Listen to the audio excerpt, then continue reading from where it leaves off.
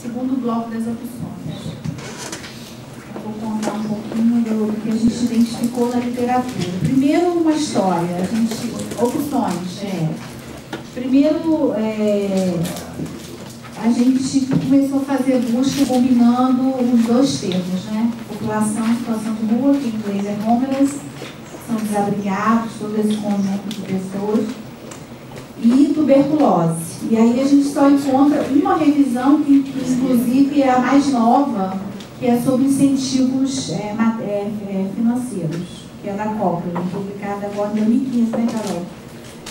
E aí a gente acaba pegando um apoio, porque a nossa equipe tem a Carol, a Juliana, a Carol, principalmente a gente está se especializando em fazer boas buscas e seleções da literatura. E aí a gente pega um apoio da BIREME, da equipe da Vipiné da BIREME, e aí a decisão foi ampliar isso. Então, nós fizemos busca para homeless, que é população em situação de rua. Nós não restringimos que doença teria. Tá? Então, isso é uma questão de contexto importante. Eu não está no slide não, né, Carol? Não entra isso, né? Mas está aqui na página, só para vocês saberem, quer dizer, diante dessa variabilidade de questões em relação ao problema, a gente acabou reduzindo, mas acabou botando a característica da população, estar em situação de rua. E aí foi isso que gerou toda a busca do que a gente apresenta aqui, que as revisões sistemáticas que a gente selecionou falavam sobre, né, opções para isso. Né? Na página 16, tem lá as bases da literatura, onde a gente buscou, tá, os termos, não só homeless, mas homeless person, homelessness e street people, e só aí a gente botou tratamento, aderência a tratamento, só, em geral, sem dizer que doença é. Tá vendo um quadro da página 16? Fazendo essa estratégia de busca e jogando, né, fazendo a busca em 6 bases de dados, nós obtivemos um total de 323 artigos. Nós focamos em revisões sistemáticas. Aí retirando duplicadas, ficamos com 239 estudos. Focamos em revisões sistemáticas. A princípio seriam incluídos somente revisões sistemáticas de ensaios clínicos. Porém, como nós avaliamos, né, a temática, não restringimos. E pelo fato de ser feito. Então, na leitura de títulos e resumos, nós incluímos 36 que atendiam, tinham a população em situação de rua e relacionado ao tratamento, independente da doença. Não restringimos a doença, que entraria HIV, doenças infecto-contagiosas, mas também muito voltadas às doenças psicossomáticas. Portanto, vários tratamentos relacionados a isso.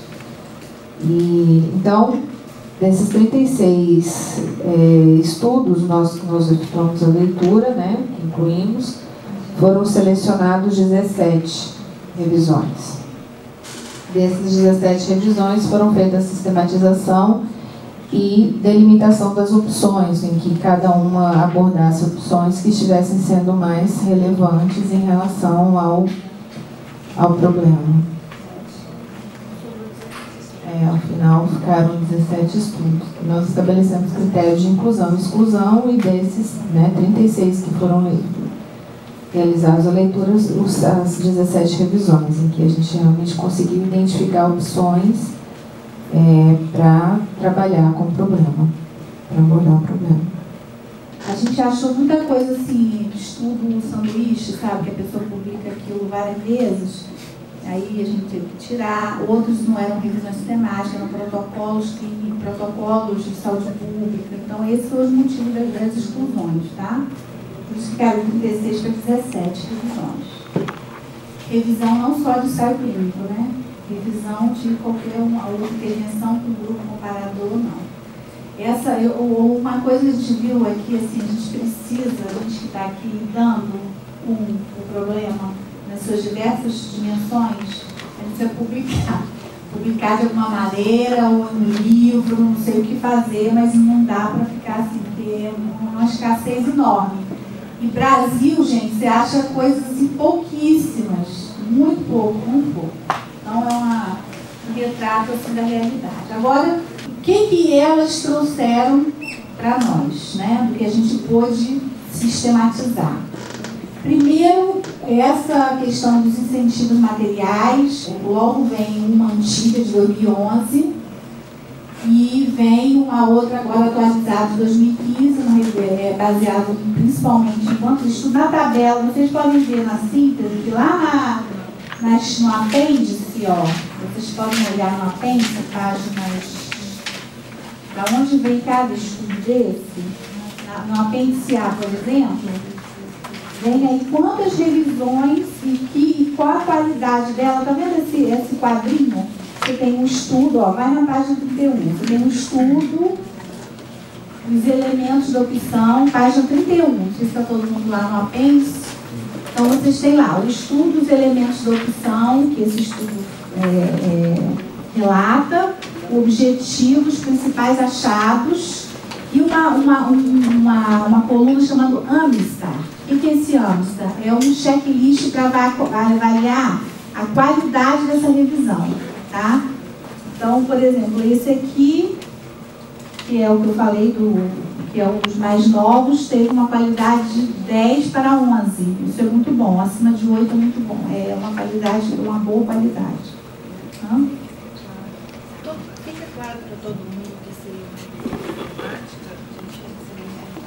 revisão sistemática da literatura. A gente faz uma pergunta estruturada, faz uma busca ampla da literatura do que está publicado, ou do que não está publicado em revista indexada, mas está publicado, por exemplo, em relatório, em material de congresso, sei lá, principalmente abstract de congresso específico, e essas pessoas sistematizam isso num estudo que se chama Revisão Sistemática da Literatura. É mais ou menos isso. São vários estudos compilados e analisados em relação a uma pergunta específica. Isso é revisão sistemática da literatura. O que é a síntese de evidências? Praticamente é o quê? Uma revisão das revisões sistemáticas. É isso que é, praticamente é isso.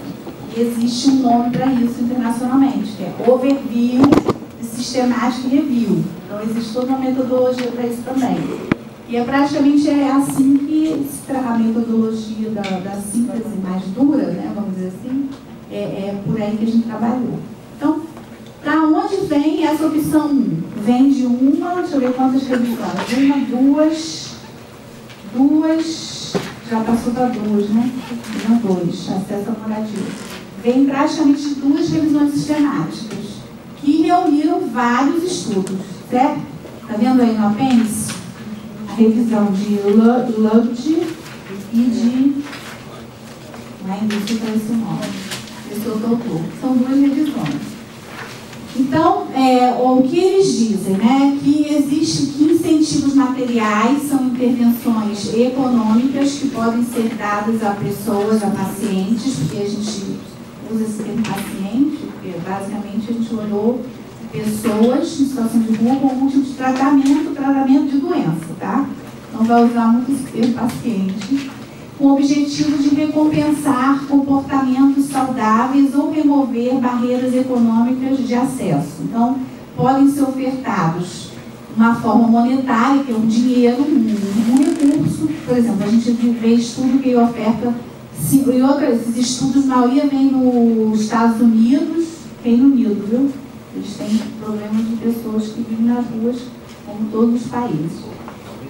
E está aumentando, Então, eles dão $5 semanais, por exemplo. Então, esse incentivo, ou ele é monetário mesmo, ou ele é incentivo de algum tipo de alimentação, uma cesta básica, um lanche, um voucher para receber um lanche, uma refeição, tá? Ou então é um incentivo mais indireto, assim, conforme eles relatam, que é, por exemplo, vale transporte, ali está repetido, né? Vale refeição, voucher, qualquer tipo de incentivo material que apoie ele, ou seja, ele ir em algum lugar, ou seja, ele, por exemplo, tem estudo, porque não está aí, porque é muito detalhado, mas que ele ganhava, por exemplo, na época ele não tem nem celular, né, telefone móvel, então ganhava ficha para telefonar, entendeu? Qualquer incentivo que seja significante para aquele grupo ali. Material, materializado, né? Tangível. Não é o apoio que ele tem de amizade com o profissional. Não, aí eu estou falando de incentivo material mesmo, tá? Então, aí o que eles dizem que o benefício que as revisões dizem que existem benefícios para esse tipo de incentivo material, tá? E os benefícios em termos de efeito positivo de curto prazo, porque faz alguma diferença na vinculação dele com o serviço. Ele não, em termos de danos, porque a metodologia traz para nós um checklist, para a gente não só identificar benefícios, mas também danos, alguma questão econômica, né, se tem custo, adiciona custo disso, se existe relação entre custo e benefício, incerteza em relação ao benefício. Então, para esses itens, tá? Você tem que danos potenciais, os estudos não relatam danos potenciais. Em termos de custo, você não tem uma evidência clara sobre isso no longo prazo, tá? Mas em relação a custo é claro que tem um custo, né? Mas em relação a se esse custo vale o benefício, não tem estudo mostrando. Tem alguns estudos de custo-efetividade, mas não foram relatados na revisão. Aí já é uma análise econômica que, para alguns casos, se mostrou em condições muito próprias. Tem incertezas em relação ao benefício. Então, incertezas, que não há estudos que abordem em profundidade essas incertezas. A gente olha isso aí, claro, pela experiência, eu estou relatando que a revisão, as revisões, a síntese, o resumo que a gente fez da revisão. Eu, quando olho, eu também tenho minha visão sobre algumas coisas. E os elementos da opção, principalmente a oferta de forma monetária, cesta básica ou até transferência de renda. Aparece também. Percepção e experiência de partes interessadas, a revisão sistemática também não reportou nenhuma questão em relação a esse tópico. Não sei se vocês percebem, cada opção que a gente vai apresentar tem esses tópicos dizendo o que é o elemento da opção, que benefício ela traz, se tem algum dano reportado, se tem algum dado de custo, qual a certeza que está envolvida, quais elementos e qual é a percepção e experiência daquela pessoa, das partes interessadas, tanto do profissional que vai trabalhar com essa opção, como o usuário que vai receber, como o gestor que vai ter que lidar com a opção, né? Como o prestador de serviço. Então, essas são as partes interessadas. Então, todas as opções têm esse roteiro aí, tá? Quem pegar já pula para 2? Tá.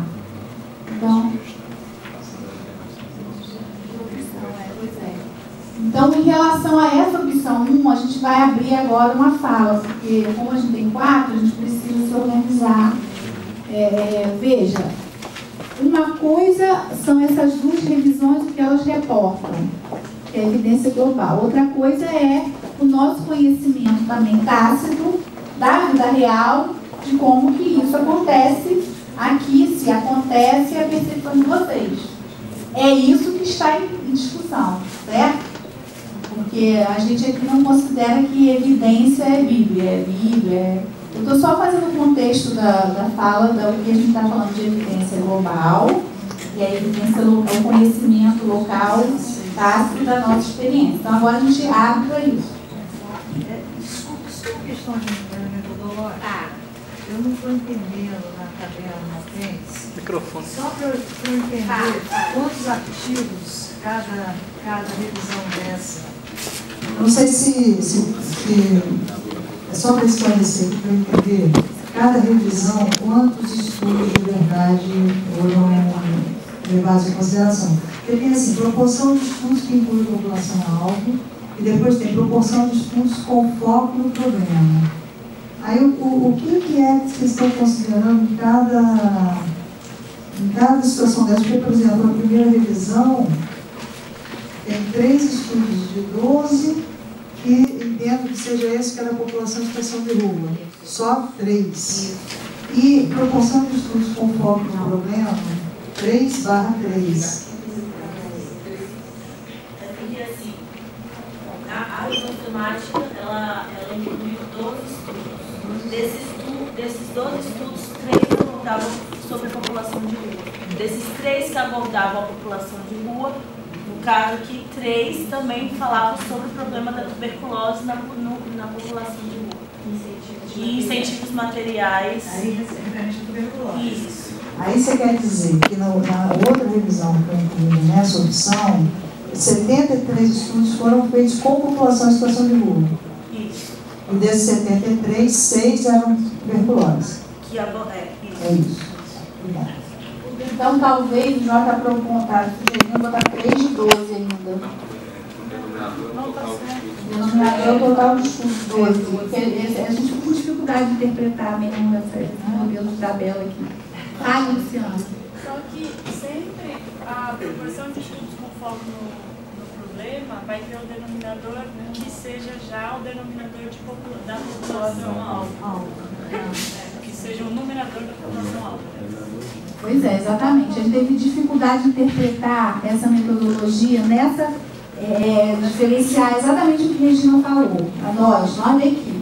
Inclusive, eu até acho que lá para o final, talvez as revisões que eu analisei, eu acho que eu não botei, Luciana, 3, eu botei em relação ao total que existia.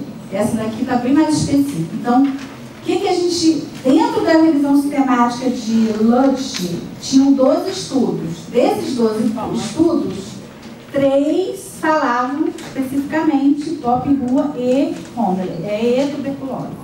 E aí é isso que a gente sistematizou ali. Não sei se deu para mais ou menos. Na verdade, ali são 9 estudos. Não, é 3 de uma revisão e 6. Quanto é do outro? 6 do outro, exatamente. Nós estamos falando de 9. Que se repetem, né, Carol? Porque Carol ficou com essa opção, Na né? verdade, alguns deles se repetem os 2 estudos, só que como eles pegaram abordagens um pouco diferentes, eles interpretaram os estudos de forma diferente, a gente deixou as 2 estudos. Mas assim, no segundo estudo, ele tem, acho que 2 desses 3 estudos, ele não contém o primeiro. Então, na realidade, a gente não estaria falando de 9, talvez 5, isso. 5 estudos.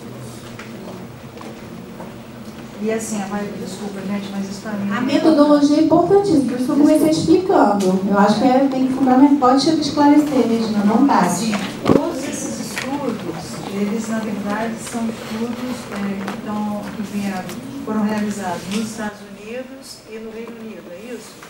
Pelo que eu entendi que você falou. Nesse caso aqui. Né, Carol? Tá. Você vê que não tem nada de... O que é LMC? Tá vendo aqui? Proporção de estudo realizado em... Isso aqui é país Low and Middle Income Country, em inglês. Nenhum estudo foi em país de média e baixa renda.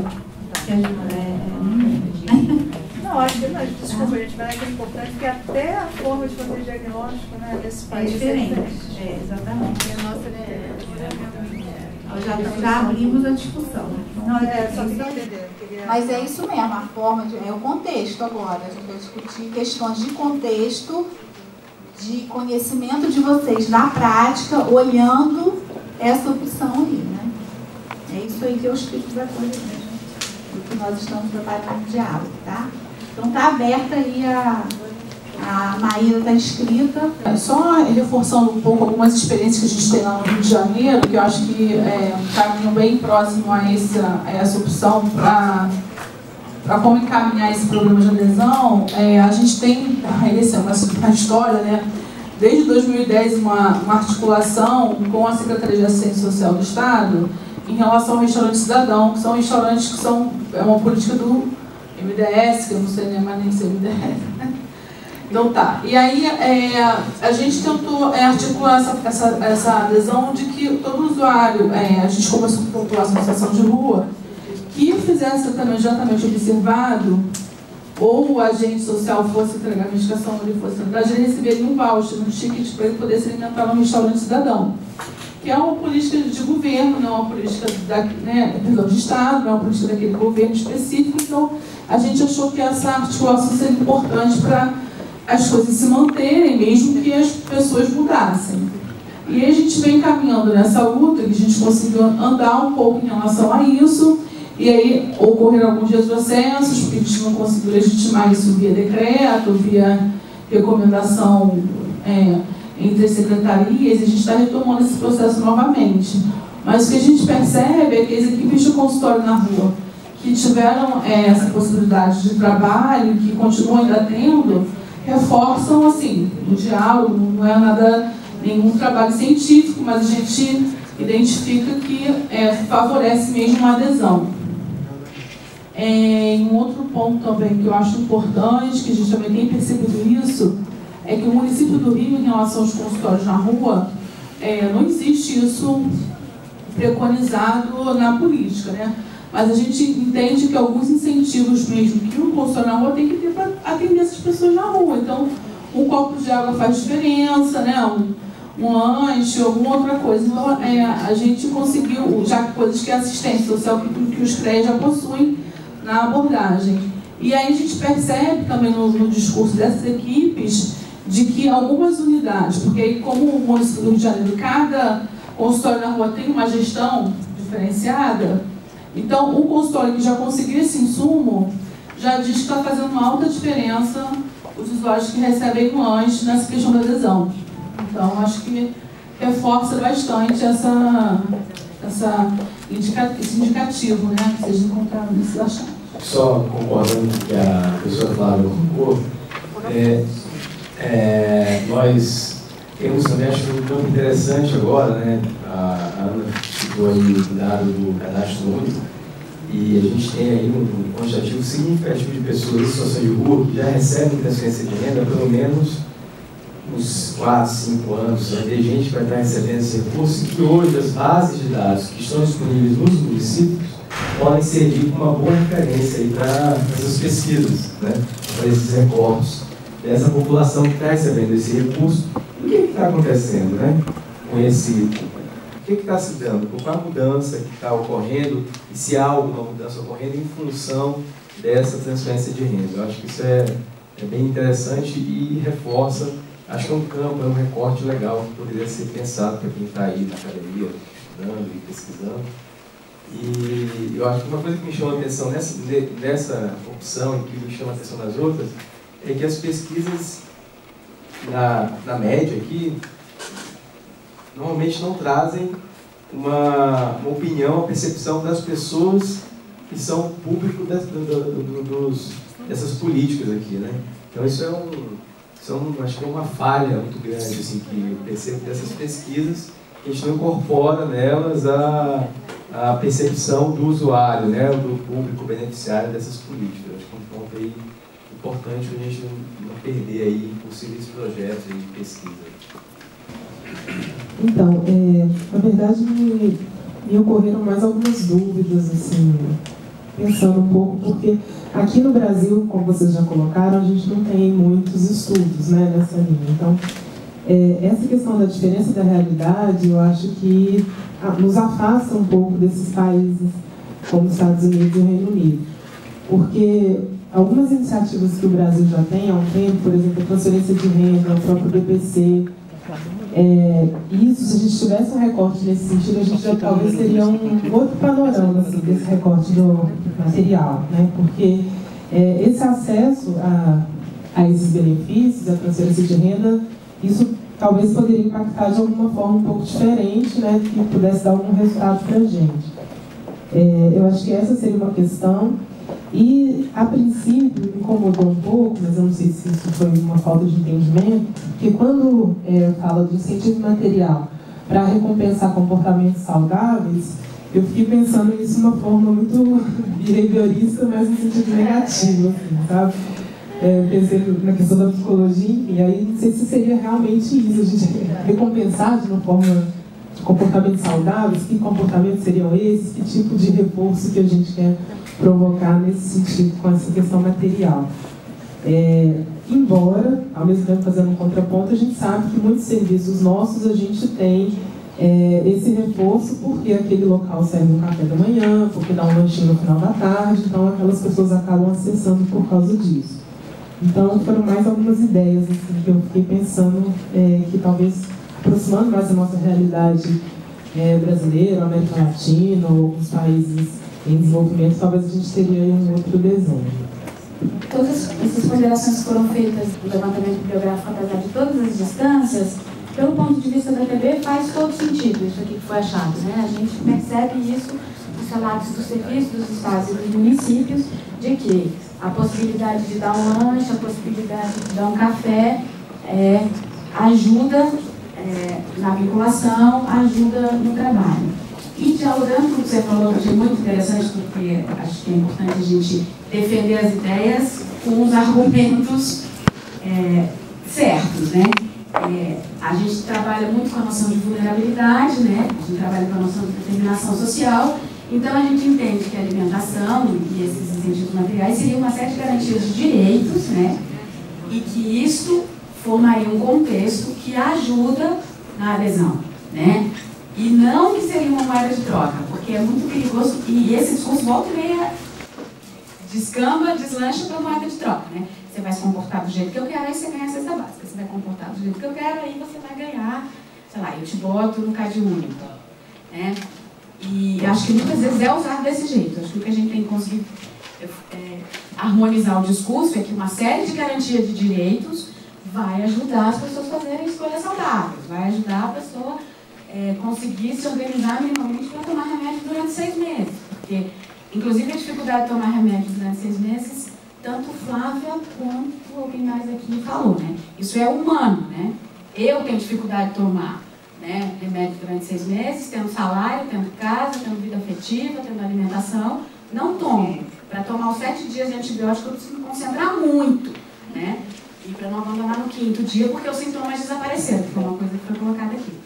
Então, legal isso, porque eu acho que a gente tem que conseguir fazer uma defesa de que a gente tem que garantir alimentação, garantir diálogo, garantir água, garantir moradia, garantir abrigo do frio, e que isto garante que possamos ser humanos que possam fazer escolhas autônomas e saudáveis, e não essa moeda de troca, né? Então, acho que é interessante só prestar atenção nisso, e talvez isso faça mais sentido em outras sociedades, essa coisa da troca, porque também não tem SUS, não tem SUAS nesses países, né? O jeito como... A Inglaterra não, né? A Inglaterra tem um sistema de saúde bacana. Mas o jeito como se olha para a perspectiva de direitos nesse país é muito diferente das defesas que a gente faz, né? Então, talvez seja mesmo uma moeda de troca, mas para ele seja isso mesmo, e quem recebe também assim perceba, né? Então, só para a gente pensar nisso. Eu acho que essa questão dos incentivos, pelo que eu vejo na prática, ela deveria ser percebida como uma questão, como um combo, né? A gente está falando do combo das políticas, né? Ela já falou da questão dos direitos. Assim, eu estava perguntando a questão da origem dos estudos, porque você vê bem, a definição que existe da homeless nos Estados Unidos não é a definição que a gente utiliza aqui no Brasil.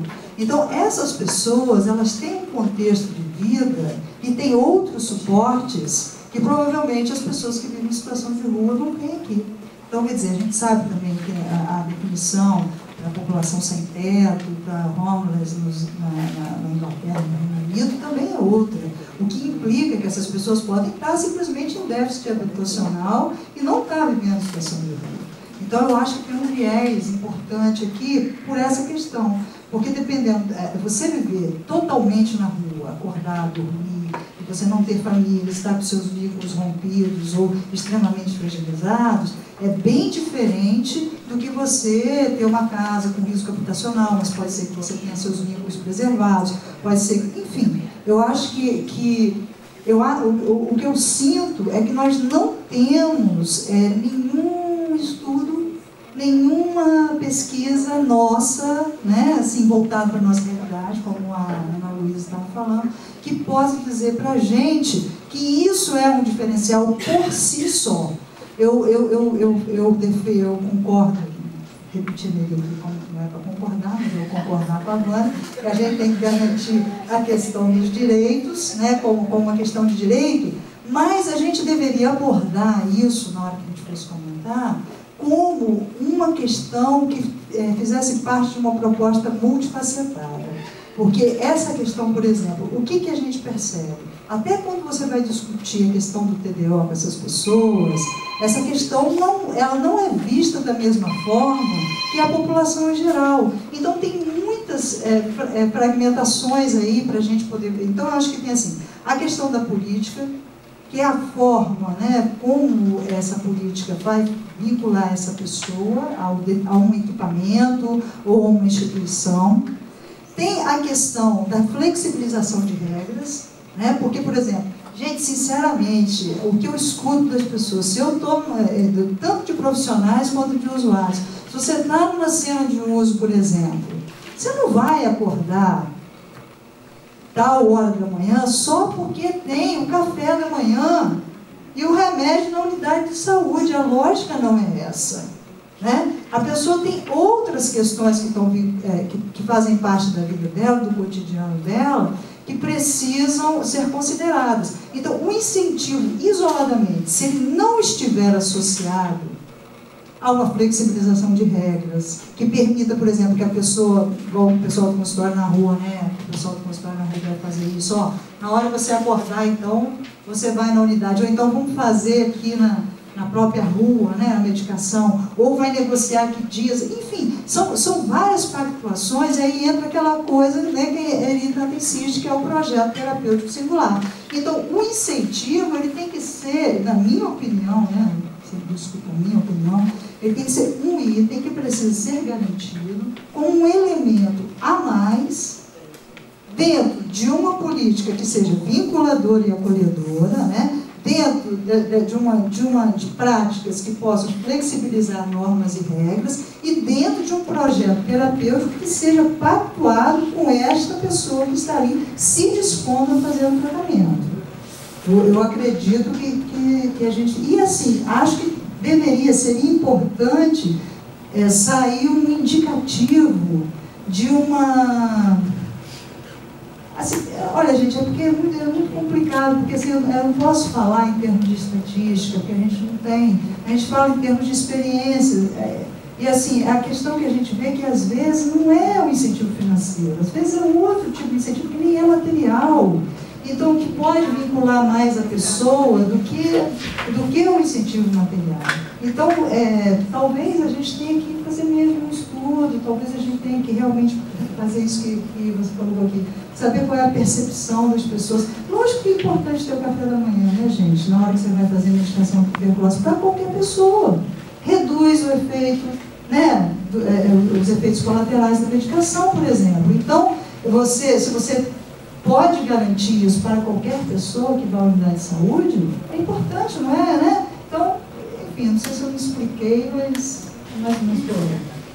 São Paulo já há muito tem uma série de incentivos e já há muito tempo, e agora, no ano de 2014, 15 e 16, a gente teve a possibilidade de desenvolver o projeto demonstrativo para a população em situação de rua.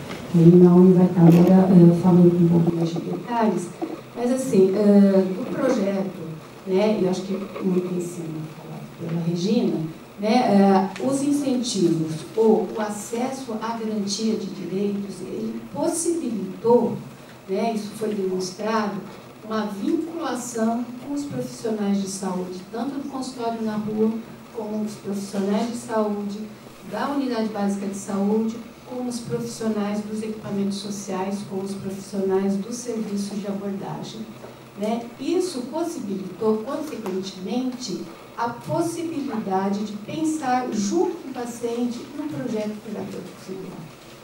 Né? Então, isso São Paulo conseguiu demonstrar neste projeto, em um determinado território, né, que é essa vinculação né? Seja dos benefícios sociais, seja, né, muitos não são nem cadastrados no CadÚnico, não têm acesso a essa possibilidade, né? Então, poder cadastrar. Primeiro, a documentação. Né? Tem uma série de passos anterior até ao cadastro para quem sabe pensar, né? Pensar no benefícios sociais. Então, a documentação, a possibilidade de documentar essa pessoa, de cadastrar no CadÚnico, né? Então, aí de ter uma possível benefício social. E aí, futuramente, com essa vinculação, dessa discussão, né? Desde a partir de uma oficina de artesanato, neste momento, também poder aumentar essa possibilidade de vinculação, aí o projeto Terapêutico Singular, do que eu quero da minha vida, né, onde eu possa sair da rua, onde eu possa não ter mais tuberculose, não voltar daqui 2 anos com uma outra tuberculose, né, e aí se desponta essa possibilidade neste arranjo, não é arranjo não, neste projeto, nesta ação intersetorial no território. Eu acho que a experiência da que a gente vive lá mostra que, às vezes, o fato de ter um incentivo só mecanicamente não resolve, né? Acho que o importante o incentivo vamos dizer, o que é a primeira, o que vai possibilitar o contato, e a partir daí é que você vai criar, acho que, o vínculo, vai conhecer a pessoa para ver exatamente, né, quem é aquela pessoa, para que você possa, então, trabalhar com ela o dia a dia e, né, levar o tratamento até a cura. Acho que é isso que possibilita. Então, a gente vê que esse projeto que ele colocou mostra que tinha pessoas que já tinham cadastro único, já recebiam bolsa, mas o que ele fazia com a bolsa? Né? Aquilo que ele gastava, fazia, comprava drogas, ou roupas, ou comida, sei lá, né? Mas no momento em que você faz com, vamos dizer, a pessoa que não tinha, você vai conseguir a documentação, mas aí para a documentação você precisa falar com a família. Aí você possibilita o contato dessa pessoa que não tinha mais vínculo com aquela família, 15 anos afastado. Você consegue falar no WhatsApp, né, com o familiar. Então restabelece esse vínculo. Não é mais nem o incentivo. O incentivo dele é o contato com a família, é o contato semanal que ele vai manter com aquela família, que é o que vai levar a cura, né? Então, eu acho que é tão rico isso, né? Mas então, o incentivo que você oferece é só o primeiro chamariz mesmo, né? Então, é como você faz essa vinculação através desse incentivo que é o importante, né? Então, acho que o projeto foi muito importante para a gente por conta disso, mas isso tudo você precisa das pessoas que estão no contato preparadas, né? Precisa ter as pessoas fortes, capacitadas e fortalecidas e apoiadas para que elas consigam levar isso e fazer toda essa vinculação com a pessoa, né? Eu estou aqui no lugar de formulador, mas eu vou me aproveitar que tem um espaço de pesquisa, de estudo, para também tentar colocar algumas agendas, né? Aproveitar que tem uns colegas da UNB e tal. Apesar de estar no lugar de formulador, boa parte da minha agenda nos últimos 2 anos é formação de trabalhadores para essas equipes. Então, ficou para mim uma curiosidade,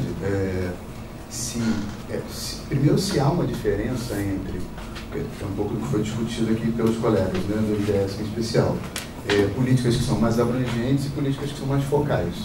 Quer dizer, uma coisa é pensar um benefício de prestação continuada, que tem uma certa visão global de organização da vida, outra coisa é pensar algum tipo de benefício que pode ter uma vinculação com o cuidado. E aí, falando também dessa experiência com o trabalhador do CAPS, quando a gente dava o Vale Transporte, aquilo era uma estratégia de construção de uma vinculação do sujeito com o tratamento, não com o transporte. Então, se tem alguma diferença, na verdade, eu sei que a pauta não é algo a ser colocado enquanto pesquisa, porque a revisão já foi feita, mas fica uma curiosidade, se teria alguma diferença, pensando no risco e benefício, né? Se teria alguma diferença para pensar articulação clínica, pensando muito no trabalhador, né? Se tem alguma diferença na interferência nessa condição, que seja uma coisa mais focal, ou se é alguma coisa mais global, né? Se isso teria algum efeito nesse risco e no benefício. Mas como curiosidade, porque eu vendo isso, ficou para mim essa questão. Eu tenho uma dúvida muito pontual.